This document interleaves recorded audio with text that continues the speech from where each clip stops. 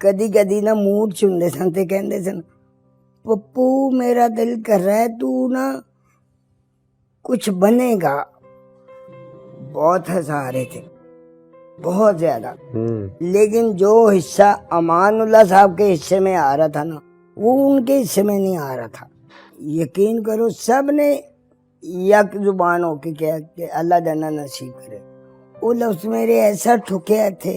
हाँ। इसका मतलब है मैं अल्लाह की उस रहमत को झुटला रहा हूँ जो अल्लाह ने इनको दे रखी है। अल्लाह अकबर।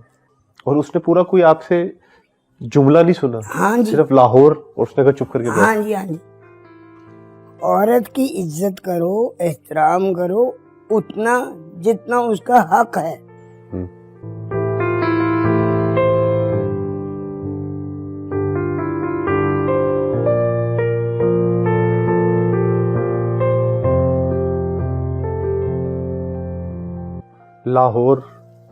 लाहौर की सर्दियां और सर्दियों की शामें कैसी लगती हैं आपको? शुक्र अल्लाह का, हर मौसम अल्लाह का। पहले मैं नहीं मानता था कि सर्दी में जो लोग जर्सी पहनते हैं वो उनको लोग कुछ और कहते हैं, तो नाजुक लोग कहते हैं। तो लिहाजा जब अल्लाह ने ज़हन में बात डाली कि ये हर मौसम कुदरत की तरफ से है, गर्मी सर्दी बहार मौसम खिजां जो भी है सब अल्लाह की तरफ से है, तो फिर उस वक्त से आज तक शुक्र अल्लाह का, अल्लाह ने मानने वाला बनाया। कोई मुझे कह भी देना वो तू फलां है तो मैं मान लेता हूँ कि हाँ भी मैं हूँ।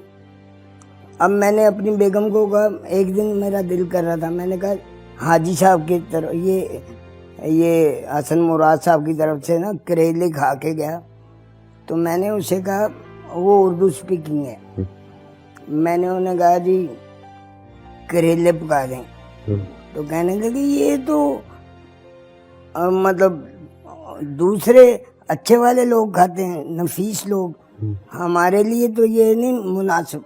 मैंने कहा भाई ये कुदरत का एक अनमोल तोहफा है, ये सब्जियां कोई हमने थोड़ी बनाई हैं, ये खुद ही अल्लाह पाक ने फल जो भी है, सब्जी है, कोई गोश्त है, कोई कुछ है, सब अल्लाह की तरफ से है। तो वो फिर भी ना मुंह के जी वो देखें, फिर हम लोगों में क्या। फिर यहाँ इकबाल टाउन में मैं रहता था, तो बेटा मेरा वो एक जगह ना ट्यूशन जाता था, तो ट्यूशन वाले ना करेले गोश्त बहुत पकाते थे, और फिर वो पकाते थे धनिया गोश्त।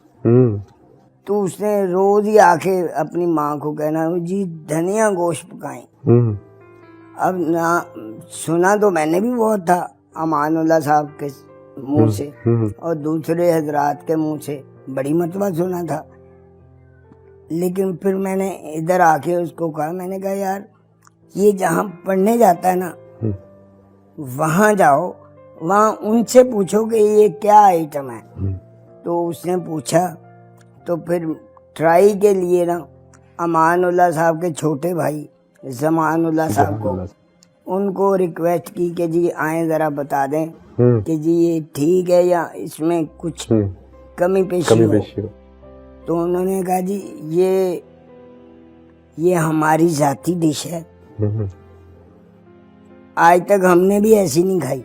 अरे वाह वाह वाह, इतनी लजीज। वो अल्लाह की तरफ से हो गया, क्योंकि कुछ काम अनजाने में अच्छे हो जाते हैं। जैसे तैरने वाला डूबता है ना, हाँ। तो वो मतलब अचानक वाला बच जाता। पहले तो अचानक से मुझे बात ये याद आई कि पहले तो माजरत इस बात की कि मैं अचानक ऊपर बैठ गया और आपको नीचे बैठा दिया। हालांकि मतलब सीधे लफ्ज़ों में यही है कि सैयदजादों की यहाँ जगह है, वहाँ नहीं। पता है, आप अभी थोड़ी देर पहले कह रहे थे कि आप बड़ी मुद्दत बाद ऊपर आए। हाँ जी। तो मैं ये सोच रहा था कि आज मुझे मुद्दत बाद नीचे बैठना अच्छा लग रहा है। मैं चलें। जिंदगी में 3 शख्सियात ऐसी हैं जिनके साथ बैठ के मुझे नीचे बैठना बहुत अच्छा लगा। एक डॉक्टर अब्दुल कदीर खान साहब और एक माजी बानो कुदसिया जी, और आज आपके साथ बैठते हुए मुझे बहुत अच्छा लग रहा है सर। मैं तो उनकी जूतियां ही सीधी कर लूं। बड़े लोग हैं वो, नेक लोग थे, नेक लोग, नेक ही लोग, बड़े ही लोग। तो लिहाजा आपने मुझे उनकी जूतियां ठीक करने वाला अच्छा समझा, तो चलें, जज़ाकल्लाह, आपकी मेहरबानी। मैं चाहूंगा कि आप मुझे बताएं कि आपको जो शनाख्त है वो कोडू के नाम से। मैं यहाँ पर आज कोडू से नहीं मिलने आया। अच्छा, मैं ਤੇ ਜਨਾਬ ਬਾਕੀਆਂ ਦੇ ਦਰਵਾਜ਼ੇ ਖੁੱਲੇ ਨੇ, ਉਹਨਾਂ ਨੂੰ ਖੜਕਾ ਦੇਣਾ ਸੀ। ਤੁਸੀਂ ਮਤਲਬ ਸਿੱਧਾ ਕੋਡੂ ਕੋਲ ਹੀ ਆ ਗਏ। ਤੁਸੀਂ ਬਾਕੀਆਂ ਨੂੰ ਪੁੱਛ ਲੈਂਦੇ, ਭਾਈ ਜੀ ਇੱਥੇ ਹੋਰ ਵੀ ਰਹਿੰਦਾ ਹੈ, ਇੱਥੇ ਫਲਾਂ ਸਾਹਿਬ ਰਹਿੰਦੇ ਨੇ, ਇੱਥੇ ਢਿਮਕਾਨ ਸਾਹਿਬ ਰਹਿੰਦੇ ਨੇ, ਉਹਨਾਂ ਨੂੰ ਮਿਲ ਕੇ ਆਂਦੇ ਤੇ ਮੈਂ ਵੀ ਤੁਹਾਨੂੰ ਮਿਲ ਜਾਣਾ ਸੀ। मैं आज दिल का दरवाजा बजाने आया हूँ। अच्छा अच्छा अच्छा, बजा लो जनाब, ਤੁਹਾਡੀ घंटी अपनी है। बड़ी व्यवस्थित। हाँ जी। कौन है जावेद? जावेद, मोहम्मद जावेद एक अनजान जिहा ਅੱਲਾ ਨੇ ਬਣਾਇਆ ਸੀ ਤੇ ਉਹਨੂੰ ਪਿਆਰ ਨਾਲ ਪੱਪੂ ਕਹਿੰਦੇ ਸਨ।